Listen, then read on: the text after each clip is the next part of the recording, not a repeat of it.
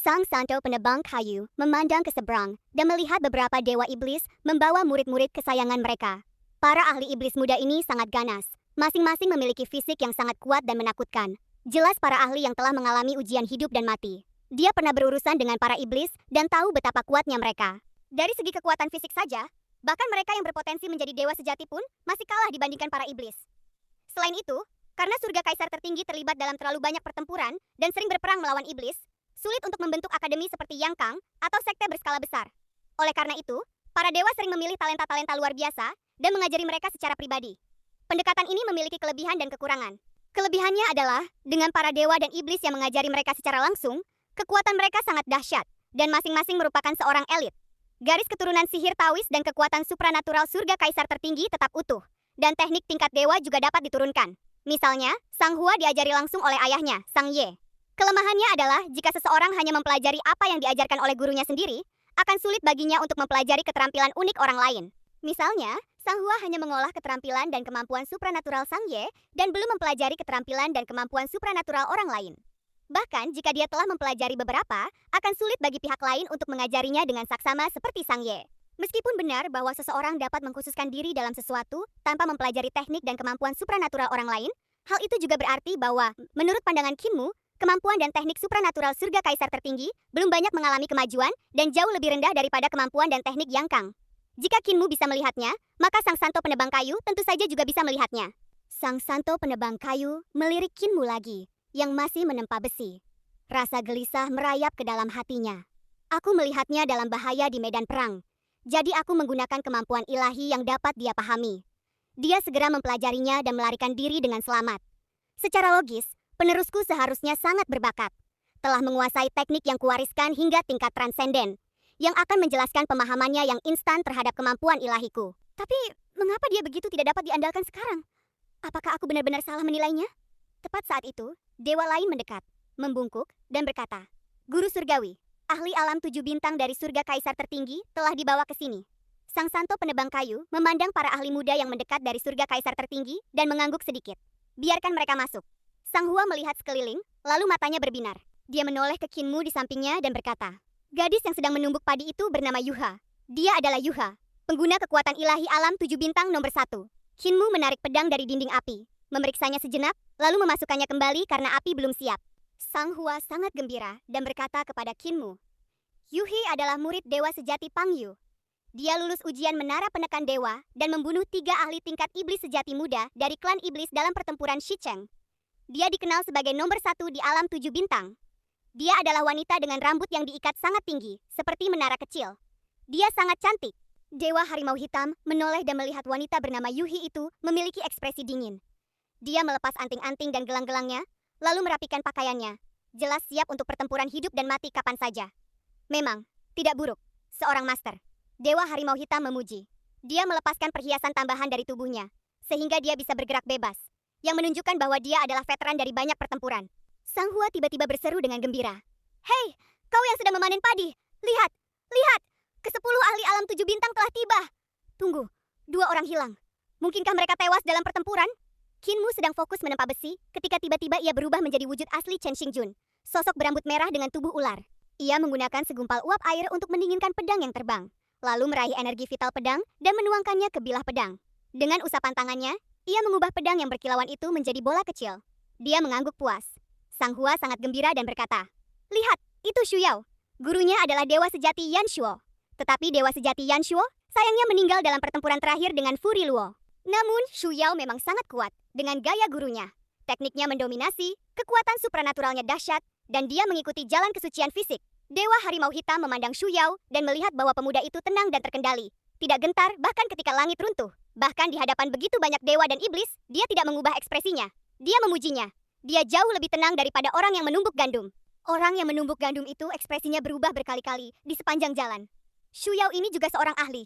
Shu Yao dan kelompoknya mendekat. Dia adalah seorang pemuda yang sangat tenang, dengan sikap kalem dan aura yang luar biasa. Orang-orang di sekitarnya juga luar biasa. Masing-masing dari mereka, tanpa memandang jenis kelamin, memiliki niat membunuh yang kuat, menunjukkan bahwa mereka baru saja datang dari medan perang.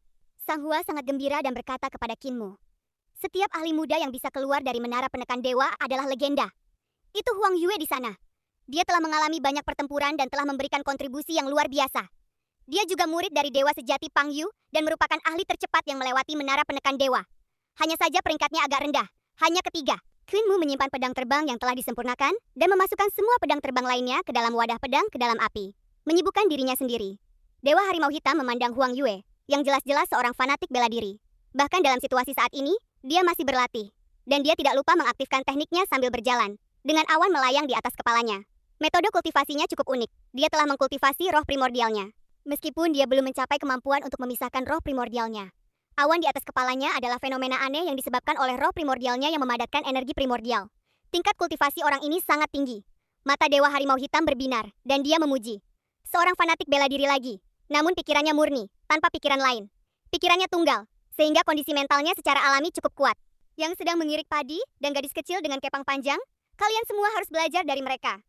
Sang Hua tahu bahwa pria itu sedang memberinya arahan, jadi dia segera mengangguk. Dewa Harimau Hitam memandang Qin Mu, yang kemudian mengeluarkan setumpuk besar pedang terbang, memasukkannya ke dalam api, dan memukulkannya untuk menghilangkan kotoran. Wajah Dewa Harimau Hitam menjadi gelap.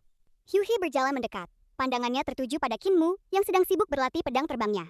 Dia sedikit mengerutkan kening dan bertanya pada Sang Hua. Adik Sang Hua, siapakah ini? Sang Hua menatapnya dengan kagum dan tersenyum. Ini Qin Mu, dari dunia lain. Qin berarti memanen biji-bijian. Kakak senior, Anda menjadi terkenal di seluruh dunia selama pertempuran Shicheng. Wajah Yuhi memerah saat dia berkata.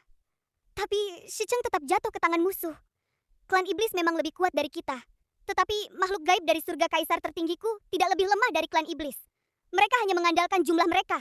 Shu Yao berjalan mendekat, tersenyum lembut pada Sang Hua, dan berkata, Saudari Sang Hua, kau belum memasuki menara penekan dewa kan? Aku bisa melihat bahwa kultivasi dan kekuatanmu sekarang luar biasa, dan kau telah membuat kemajuan besar dibandingkan sebelumnya. Kau pasti akan mampu melewati ujian menara penekan dewa. Sang Hua sangat termotivasi. Shu Yao menatap Qin Mu, sedikit mengerutkan kening dan berbisik. Lalu siapa ini? Qin Mu yang mengirik gandum. Yu He menghela napas dan berkata, dia berasal dari dunia lain. Dia memiliki temperamen yang aneh dan datang ke sini untuk menempa besi. Sang Hua sedikit tersipu dan berbisik. Qin Mu sangat kuat. Dia memiliki gerbang yang belum pernah kulihat sebelumnya. Kemanapun gerbang itu pergi, tidak ada yang tumbuh. Dan dia telah membunuh banyak iblis kuat. Dia juga memiliki mata giok taiyin. Bahkan burung hantu berbulu pun terbunuh oleh mata itu. Penguasaannya dalam ramalan sangat tinggi. Tetapi keterampilan medisnya bahkan lebih tinggi. Dan keterampilan pandai besinya juga lebih unggul daripada keterampilan ramalannya. Apakah Fu Yuxiao, murid Furi Luo, ditembak dan dibunuh olehnya? Semua orang terkejut dan menatap Qin Mu, hanya untuk melihatnya masih menempa besi. Yuhi berkata dengan tenang, harta karun kakak senior Qin ini luar biasa. Yang lain mengangguk setuju. Fu Yuxiao sangat terkenal di kalangan generasi muda dan merupakan seorang ahli alam surgawi. Qin Mu mampu membunuh Fu Yuxiao karena kekuatan yang disebut mata giok taiyin. Sang Hua dengan cepat berkata, ini bukan sepenuhnya berkat harta karun itu. Alasan utamanya adalah dia sangat terampil dalam seni menumbuk biji-bijian. Dia mengatakan bahwa dia menggunakan kemampuan ramalannya untuk memprediksi langkah selanjutnya dari burung hantu berbulu. Itulah sebabnya dia mampu menggunakan mata giok taiyin untuk menembak burung hantu berbulu hingga mati. Saat dia berbicara, dia sendiri kehilangan kepercayaan diri. Ramalan? Semua orang menggelengkan kepala. Huang Yue berkata dengan tenang, apa gunanya teknik ramalan? Teknik itu sama sekali tidak dapat meningkatkan kekuatan tempur, dan hanya membuang waktu kultivasi. Dewa Harimau Hitam terbatuk dan berkata dengan suara berat. Kalian semua harus tenang dulu, karena akan segera terjadi pertempuran sengit. Tuanku sudah beberapa kali bertarung dengan Furi Luo, dan hasilnya masih belum pasti. Itulah sebabnya beliau menyarankan agar generasi muda bersaing untuk menentukan kepemilikan kota Li. Apakah kalian bisa merebut kota Li bergantung pada kemampuan kalian? Shu Yao melirik Qin Mu, yang masih menempa besi dan mengerutkan kening, berkata, bagaimana kakak senior ini bisa berkonsentrasi menempa besi di sini? Yang lain mengangguk setuju. Dewa Harimau Hitam berkata tanpa daya, kalian semua harus bersabar dengannya. Kondisi mentalnya tidak sebaik kalian, jadi dia harus mengandalkan keterampilan pandai besi untuk menjaga pikirannya tetap stabil. Tiba-tiba, Huang Yue menatap tajam ke seberang. Suaranya agak serak. Jehuali, murid paling berharga Furi Luo. Aku bertemu dengannya di medan perang. Aku hampir mati di tangannya dalam kegelapan. Tetapi untungnya, bala bantuan tiba tepat waktu. Shu Yao juga menatap ahli iblis muda itu. Pedang panjang di punggungnya berdentang dan mengeluarkan serangkaian suara pedang. Dia berkata dengan suara rendah, aku juga pernah melawannya dan kalah. Mungkin hanya kakak Yuhi yang bisa mengalahkannya. Tatapan Yuhi tertuju pada Zehuali, dan dia menggelengkan kepalanya, berkata, aku juga bertemu dengannya di medan perang barusan. Meskipun kami hanya bertukar 2 pukulan sebelum terpencar oleh formasi pertempuran, 2 pukulan itu sudah cukup bagiku untuk menilai kekuatannya. Aku tidak sepenuhnya yakin bisa mengalahkannya. Kau harus berhati-hati saat melawannya. Dewa Harimau Hitam menatap ahli iblis muda di hadapannya, dan sedikit terkejut. Dia adalah seorang pemuda yang lembut dan beradab, dan dari penampilannya saja, orang tidak akan menyangka bahwa dia adalah iblis. Tidak, dia bukan iblis. Dia manusia. Hati Dewa Harimau Hitam sedikit bergetar, dan dia segera menyadari latar belakang Jehuali. Dia bukan hanya murid Furi Luo, tetapi dia turun dari alam atas.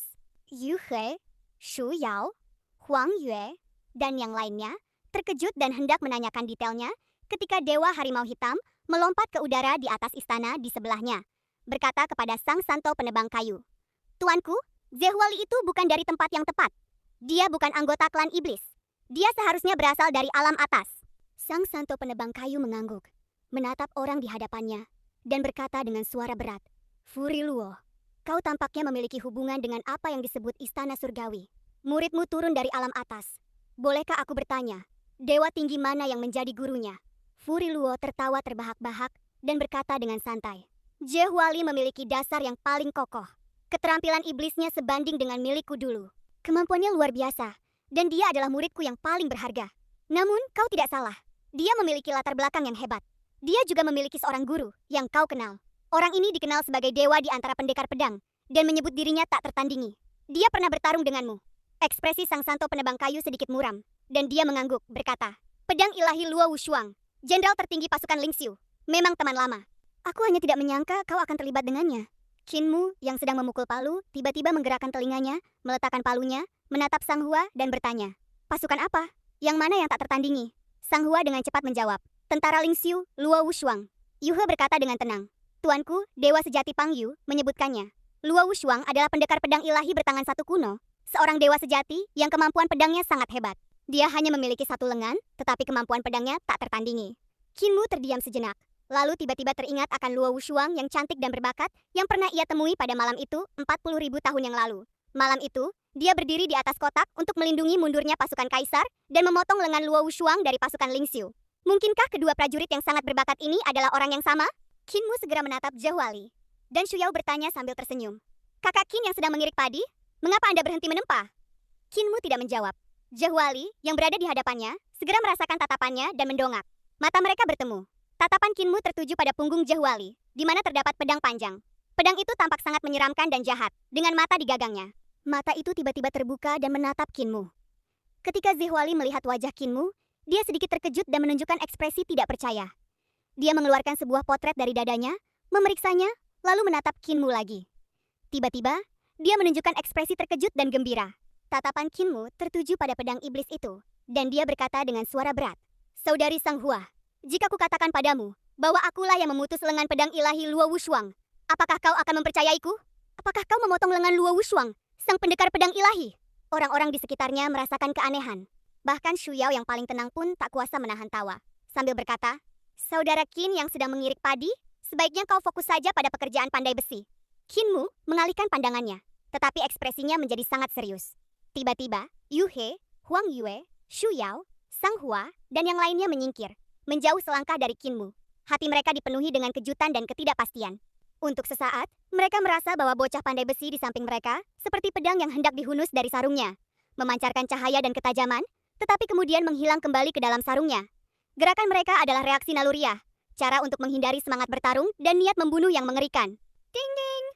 Suara dentuman palu bergema saat Qinmu berdiri di depan platform penempaan, berkonsentrasi penuh pada penyempurnaan pedang terbangnya. Semua orang mau tak mau bertanya-tanya, apakah mereka hanya membayangkan hal-hal itu.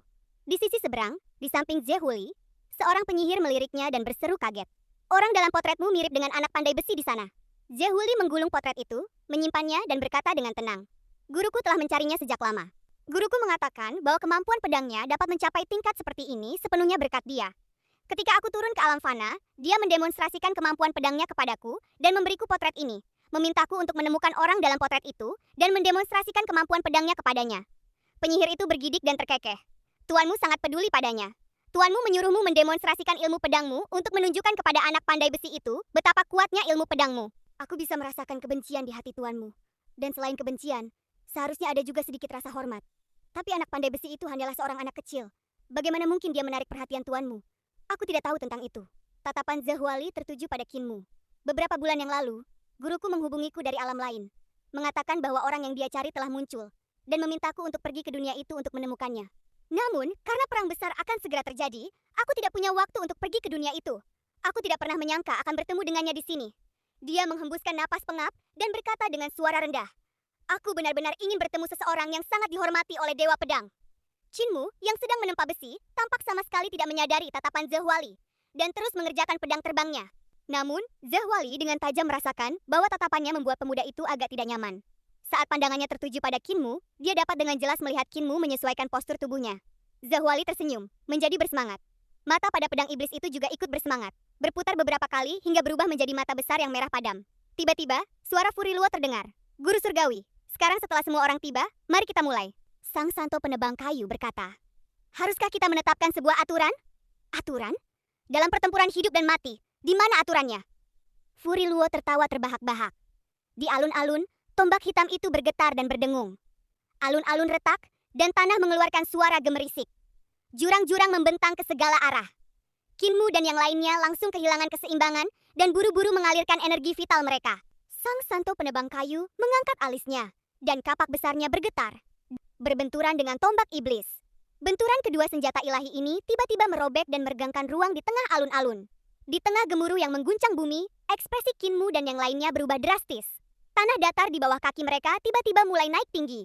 Tanah tumbuh liar membuat mereka tidak mungkin berdiri dengan dua kaki. Mereka hanya bisa berdiri dengan satu kaki. Jika tidak, kaki mereka akan terpisah. Lapangan di bawah kaki mereka tiba-tiba berubah bentuk, dengan pegunungan yang menjulang tiba-tiba dan semakin tinggi, serta jarak antar pegunungan bertambah dengan cepat. Benturan kedua senjata ilahi itu menyebabkan ruang di alun-alun ini meregang secara dramatis, seolah-olah sebuah ciptaan dengan kekuatan luar biasa telah menyulap gunung dan sungai dari udara kosong. Jurang yang saling bersilangan dan pegunungan yang bergelombang menciptakan landscape yang megah dan menakjubkan. Qinmu menatap dengan takjub pada perubahan yang ada di hadapannya. Lapangan yang dulunya datar itu tampaknya telah mengalami transformasi yang biasanya membutuhkan ratusan ribu atau bahkan jutaan tahun untuk terjadi dalam waktu singkat. Inilah kekuatan para dewa dan iblis, kekuatan yang tak dapat dicapai oleh manusia fana.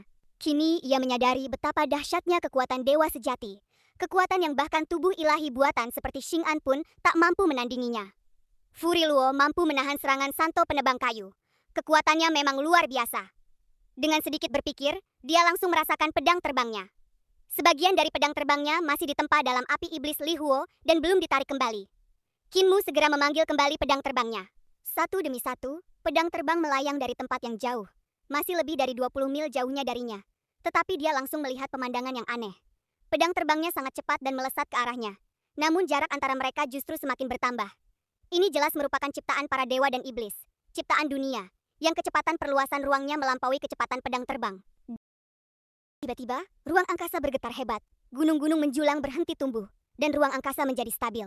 Satu demi satu, pedang-pedang terbang melesat masuk. Qinmu mengangkat tangannya, dan pedang-pedang terbang itu berbenturan, berubah menjadi peluru pedang yang berputar. Dia menghela napas lega dan melihat sekeliling, tetapi tidak lagi melihat Sang Hua dan yang lainnya.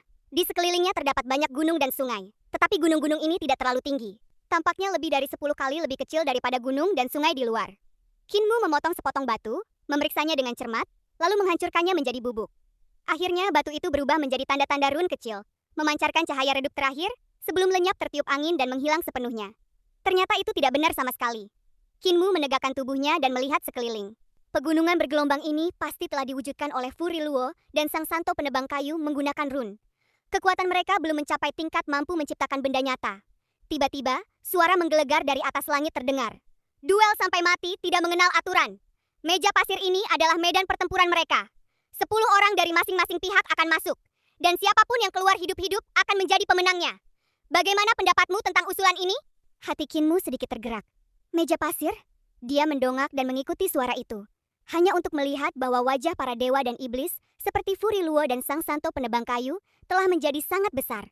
Seperti planet di langit, sangat menakutkan. Dengan kata lain, persegi tersebut tampak menjadi berkali-kali lebih besar. Tetapi dari luar persegi, ukurannya seharusnya tetap sama seperti sebelumnya. Qinmu tercengang.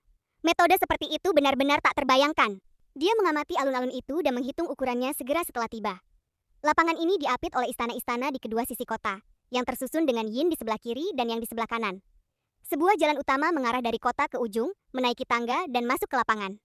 Lapangan ini memiliki lebar kurang dari 31 zang dan panjang 50 zang, dengan tangga yang mengarah ke istana di kedua sisinya.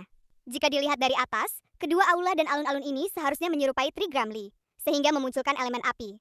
Kini, ruang interior alun-alun telah meluas berkali-kali lipat, tetapi dari luar masih tampak sepanjang 50 zang dan lebar hampir 31 zang, dan masih membentuk Trigramli dengan dua aula utama. Bagi Sang Santo penebang kayu, Furiluo, Pangyu, dan dewa serta iblis lainnya, Kinmu dan para pengikutnya bagaikan berada di atas meja pasir kecil. Setiap gerakan mereka sejelas garis-garis di telapak tangan mereka. Kinmu menyipitkan matanya. Sekarang dia memiliki dua pilihan. Yang pertama adalah mundur ke sisi aula utama, dan terus menggunakan api berkobar untuk menempa pedang. Dan yang kedua adalah menuju ke tengah dunia terbuka ini. Disitulah kapak penebang kayu dan tombak pengikat matahari berada. Alih-alih mencari musuh, kita sebaiknya pergi ke tempat yang dikenal semua orang. Karena orang lain juga akan pergi ke sana. Orang cerdas manapun akan menyadari bahwa semakin cepat seseorang tiba di tempat di mana kapak dan tombak berbenturan, semakin besar keuntungannya dalam pertempuran. Karena, jika seseorang sampai di sana lebih dulu, ia dapat dengan tenang memasang barisan dan jebakan, menunggu orang lain masuk ke dalam jebakan. Saya telah menempa 316 pedang selama periode ini, dan itu sudah cukup. Kinmu menggerakkan kakinya dan melesat menuju pusat dunia kotak pasir ini. Dia mendorong kaki ilahi pencuri surga milik si lumpuh hingga batasnya, membuatnya secepat kilat. War! Kecepatannya melampaui kecepatan suara, dan dinding udara di depannya meledak seperti awan putih. Uap putih menyapu pipinya saat tubuhnya menembus awan itu. Tepat saat itu, Kinmu tiba-tiba mendengar serangkaian suara gemuruh yang dahsyat. Dia melihat ke arah suara itu, dan melihat sosok-sosok menerobos suara tersebut dalam sekejap, meninggalkan jejak awan yang pecah di pegunungan dan sungai. Awan berbentuk cincin itu perlahan menghilang, sangat menarik perhatian. Ada 19 awan secara total, yang merupakan jejak yang ditinggalkan oleh 19 master yang sangat kuat, yang secara bersamaan melampaui kecepatan suara. Jelas, mereka berdua menyadari bahwa tiba di titik di mana kapak dan tombak berbenturan terlebih dahulu akan memberi mereka keuntungan signifikan dan memungkinkan mereka untuk merebut inisiatif. Urat-urat di dahi Kinmu menonjol. Ia baru menyadari bahwa dirinya adalah yang paling lambat di antara 20 orang di dunia kotak pasir itu. Bahkan kecepatan Sang Hua sedikit lebih cepat darinya. Ke-19 ahli ini, termasuk Sang Hua, semuanya seperti dewa muda. Teknik kultivasi yang mereka praktikkan telah memungkinkan tubuh fisik mereka mencapai tingkat yang melampaui Kinmu. Kecepatan Kinmu yang selama ini menjadi kebanggaannya, akhirnya dilampaui oleh seorang ahli di alam yang sama. Tiba-tiba, Kinmu berhenti, berbalik, dan pergi. Kini semua orang berlari menuju tempat di mana kapak dan tombak berbenturan, yang telah menjadi tempat paling berbahaya. Kecepatan semua orang tidak cukup untuk memisahkan kedua pihak. Ketika mereka sampai di sana, 20 makhluk gaib itu pasti akan bertemu, mengakibatkan pertempuran dan pembantaian besar-besaran. Dalam situasi kacau, kecelakaan dapat dengan mudah terjadi, dan bahkan mereka yang memiliki kekuatan lebih besar pun dapat tewas dalam serangan tersebut. Oleh karena itu, lebih baik jangan pergi ke sana sama sekali. Tepat saat itu, ke-19 sosok yang bergegas menuju tempat kapak dan tombak berbenturan tiba-tiba menghilang, dan tidak ada yang bisa melihat kemana mereka pergi. Kinmu sedikit terkejut, ekspresinya berubah serius. Mereka yang selamat hingga hari ini di surga kaisar tertinggi memang bukan orang bodoh. Mereka semua memikirkan hal ini. Menarik. Akhirnya aku bertemu lawan yang tangguh. Kalau begitu, aku tidak akan mencarimu. Kaulah yang akan mencariku. Tiba-tiba, dia melayang di udara dan bergegas menuju tepi dunia kotak pasir, di mana dinding api setinggi puluhan mil, yang terbentuk dari istana yang terbakar, adalah dinding api dan api iblis. Setelah beberapa saat, suara dentingan palu terdengar dari dunia meja pasir, yang dapat terdengar hingga lebih dari 10 mil. Tak lama kemudian, Kinmu disambut oleh orang pertama yang datang setelah mendengar suara itu. Seorang wanita yang anggun dan menawan. Ke-10 master kekuatan ilahi kaisar tertinggi sangat kuat, tetapi kau adalah yang terlemah di antara mereka. Wanita yang mempesona itu menatap sosok Kinmu yang menjauh dan terkekeh. Aku tidak yakin bisa menghadapi yang lain, jadi aku harus datang ke sini setelah mendengar berita dan membangun reputasiku terlebih dahulu. Gadis, Kinmu menoleh dan tersenyum cerah. Kau mungkin telah menendang batu yang keras. Wanita yang mempesona itu, dengan pinggangnya yang lentur, bergoyang ke arahnya seperti ranting pohon willow tertiup angin. Terkekeh sambil berjalan. Seberapa tangguhkah kamu? Aku baru saja melihatnya. Kamu yang paling lambat, meskipun tidak terlalu jauh. Tapi itu menunjukkan kemampuan fisikmu sedikit lebih rendah daripada yang lain. Perbedaan kecil membuat perbedaan besar dalam kekuatan. Langkah kakinya berhenti tepat di sebelah pedang terbang yang disembunyikan Kinmu di bawah tanah, tanpa memasuki lingkaran pedang terbang tersebut. Pedang terbang Kinmu yang dipasang di bawah tanah adalah gerakan pertama dari diagram pedang, menginjak gunung dan sungai dengan pedang. Begitu wanita ini melangkah ke dalamnya, menginjak gunung dan sungai dengan pedang, akan meletus dan langsung mencabik-cabiknya, mengubahnya menjadi air terjun darah di diagram gunung dan sungai. Namun, dia kebetulan berhenti di tepi luar, yang berarti dia pasti telah memperhatikan sesuatu. Mata Kinmu berkedut, dan dia memuji. Kamu benar-benar pintar. Kakak yang baik, siapa namamu? Namaku Gandharva Xiangyun, murid dari iblis sejati Gandharva. Wanita itu terkejut dan tertawa. Ketika orang-orang dari surga kaisar tertinggi bertemu dengan iblis, mereka biasanya siap bertarung dan membunuh, dan mereka tidak pernah tersenyum. Mereka sama sekali tidak seperti kamu, yang memanggil orang saudari begitu bertemu. Jika semua orang dari surga kaisar tertinggi seperti kamu, mereka tidak perlu membunuh begitu banyak makhluk gaib. Aku agak penasaran, apa latar belakangmu? Qinmu membuka mulutnya, hendak berbicara. Ketika tiba-tiba Xiang Yun menghentakkan kakinya. Tanah bergetar, dan pedang-pedang terbang melesat keluar dari tanah. Ekspresi Qinmu sedikit berubah. Dia mengangkat tangannya dan menangkap semua pedang yang berterbangan, yang berkumpul di telapak tangannya dan berbenturan, berubah menjadi butiran pedang yang akan jatuh ke tangannya. Saat ia mengambil kembali pedang terbangnya, Xiang Yun melesat maju dengan kecepatan kilat. Kecepatannya tidak lebih lambat dari pedang terbang tersebut. Sebelum peluru pedang Qinmu sempat terbentuk, kaki-kaki laba-laba muncul di belakangnya. Kedelapan kaki laba-laba itu menusuk ke depan dengan liar. Kring-kring. Menghancurkan peluru pedang dengan serangkaian dentingan. Wanita ini sangat cerdas. 8 kaki laba-labanya menyerang seperti badai, menghancurkan ujung pedang dan tidak memberi Qinmu kesempatan sama sekali.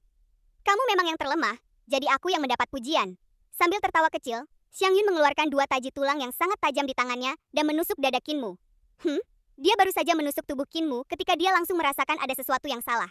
Dia melihat senyum di wajah Qinmu membeku, lalu berubah menjadi genangan tinta dan perlahan mengalir ke bawah. Qinmu tidak hanya berubah menjadi tinta, tetapi bahkan dinding api yang dibentuk oleh api li dan api iblis di belakang Qinmu pun berubah menjadi tinta. Xiang Yun buru-buru berbalik dan melihat bahwa dia telah memasuki bingkai gambar. Sementara di luar bingkai, Qinmu lain berjalan ke arahnya dengan tenang. Baru sekarang dia menyadari bahwa ketika dia menerkam Qinmu, dia telah memasuki sebuah lukisan. Ini lukisan? Mengapa lukisan ini bergerak dan berbicara, sehingga saya tidak mungkin menemukan kekurangan apapun? Wanita itu, Xiang Yun, ketakutan. Dia melompat, mencoba keluar dari lukisan itu, tetapi dia masih berada di dalamnya. Di sekelilingnya hanya ada ruang kosong, dengan hanya tinta di tanah yang masih basah. Setan itu menjerit. 8 cakarnya melambai-lambai di belakangnya saat ia dengan ganas menusuk ke arah luar dari lukisan itu.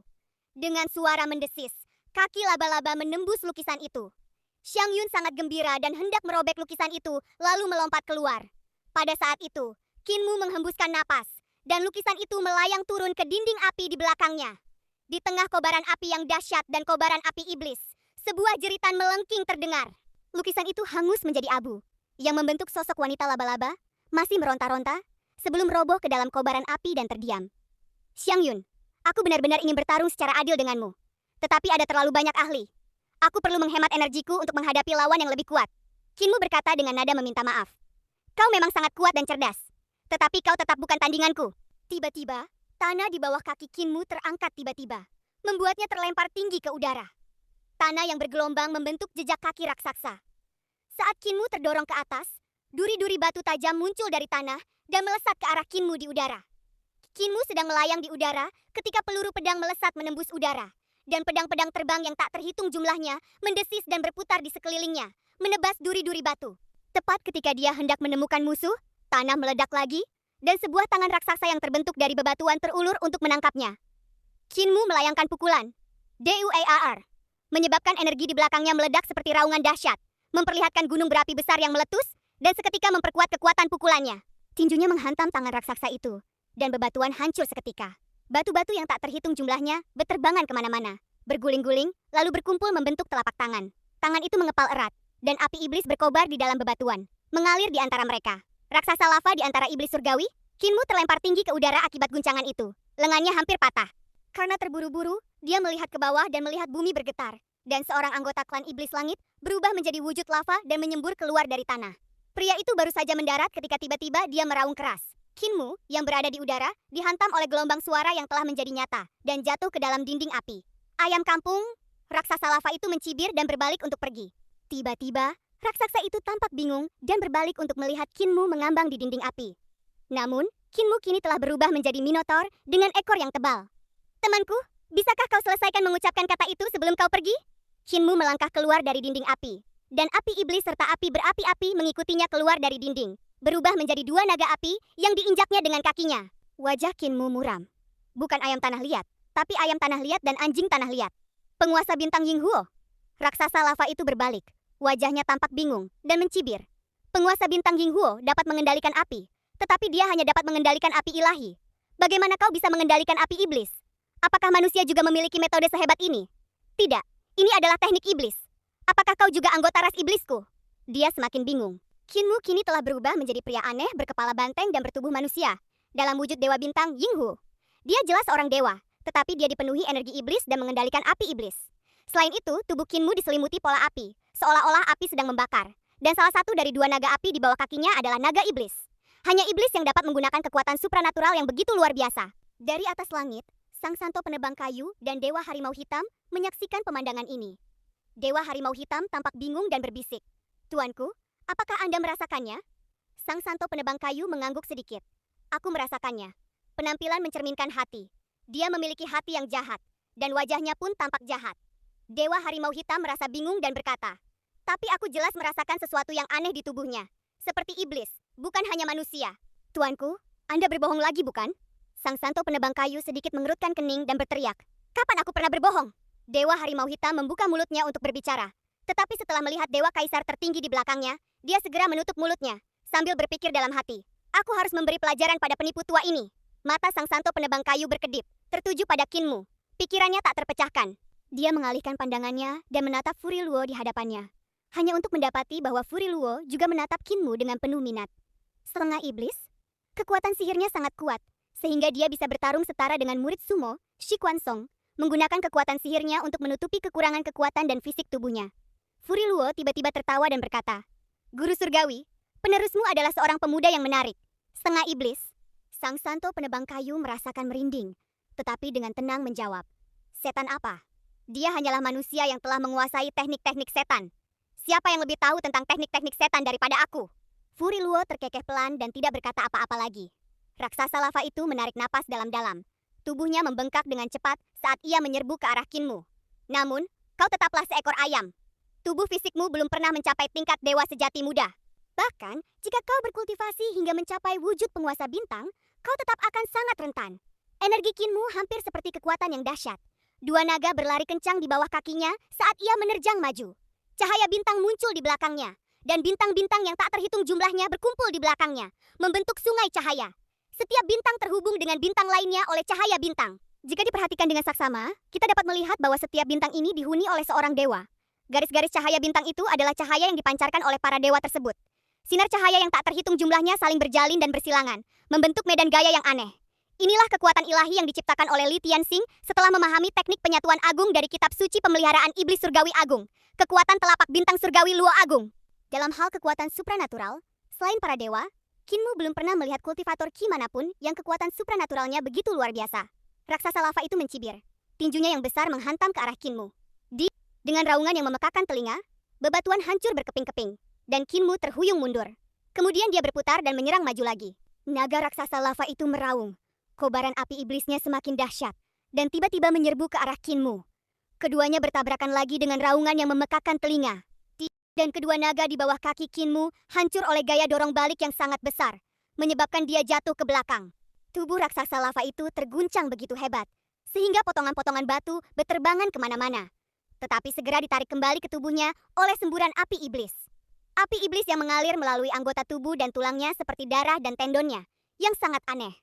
Namun pada saat itu, peluru pedang menghantam masuk, menyatu dengan tubuh lavanya bersama dengan bebatuan. Sret! 8.000 pedang muncul, menebas bebatuan dan api iblis, langsung mengalir seperti air di atas anggota tubuh dan tulang raksasa lava itu, memotong semua persendiannya. Raksasa lava itu membeku sesaat, lalu runtuh ke tanah dengan bunyi gedebuk. Qinmu terhempas ke tanah, lalu berbalik dan melompat. Darah mengalir dari sudut mulutnya, masih terus maju. Pada saat yang sama, 8.000 pedang berterbangan di udara saat Qinmu berlari liar. Jari-jari pedangnya berkelebat tak menentu. Di tanah, batu-batu yang tak terhitung jumlahnya dan api iblis bergulir, membentuk dua kaki batu yang tebal. Batu-batu yang bercampur dengan api iblis mengalir ke atas, terus menumpuk dan dengan cepat membentuk pinggang. Raksasa lava itu akan membangun kembali tubuhnya. Wujud hidupnya sangat aneh. Dia adalah salah satu dari sedikit iblis yang tubuhnya dapat dibangun kembali. Pedang dan jejak kaki melintasi gunung dan sungai. Dalam sekejap, 8.000 pedang membentuk gunung dan sungai cahaya pedang. Raksasa lava itu baru saja pulih hingga lehernya ketika ditelan oleh gunung dan sungai dan berubah menjadi kepingan batu yang tak terhitung jumlahnya. Qinmu menerjang maju dengan marah. Tangan kirinya membentuk segel yin dan tangan kanannya segel yang. Menyilangkan kedua tangannya membentuk salib dan menekannya dengan keras ke diagram pedang yang dibentuk oleh pedang, gunung, dan sungai. Yin yang. Tangan terbalik. Tangan bertumpuk. Kekuatan telapak tangan, superposisi yin dan yang, meletus. Energi yin murni dan energi yang murni dalam diagram pedang bercampur, Dan guntur, yang serta guntur yin, meledak dengan raungan yang memekakan telinga. Batu-batu yang hancur beterbangan kemana-mana dan menghantam tanah. Dan api iblis terakhir padam. Kinmu meletakkan tangannya di lutut. Terengah-engah selama beberapa saat. Meludahkan dahak berdarah. Dia menoleh untuk melihat seorang ahli iblis yang muncul dari jurang di dekatnya. Dan dengan marah berkata, "Lagi? Aku sudah bertarung 2 kali. Tidak bisakah kau mencari orang lain?" Pakar iblis itu berjalan santai mendekat dan tersenyum. "Siapa yang menyuruhmu menempa besi sepanjang waktu?" Wajah Kinmu sehitam besi.